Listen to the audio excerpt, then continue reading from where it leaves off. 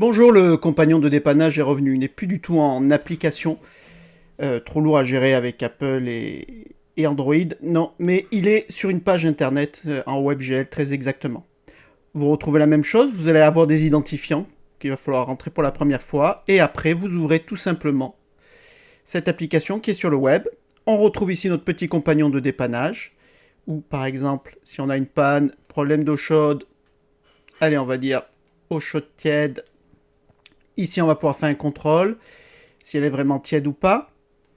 On revient ici, on va nous dire de fermer la vanne de départ chauffage pour voir si ça fonctionne ou pas. Sinon, on clique ici, tatati, ainsi de suite, contrôler les pressions. Donc on aura tout le suivi et toutes les étapes à faire pour pouvoir dépanner correctement. Ensuite, ici, on va pouvoir calculer la puissance ECS. Voilà, directement. Voilà, ici, on va pouvoir baisser les températures, augmenter, pour voir la puissance ECS restituée. On va avoir la petite application pour pouvoir choisir ses gicleurs fuel en fonction de la puissance du rendement estimé.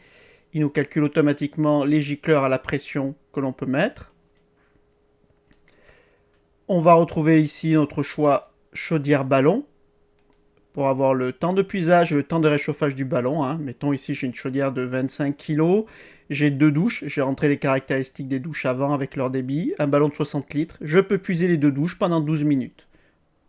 Et puis si j'augmente la taille du ballon, ainsi de suite.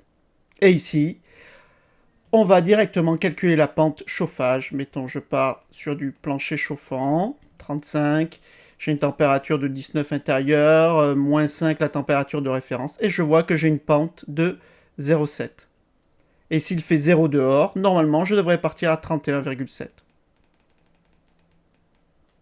Et je devrais partir à 25 s'il fait 10 degrés dehors. Donc voilà la petite application que l'on va retrouver.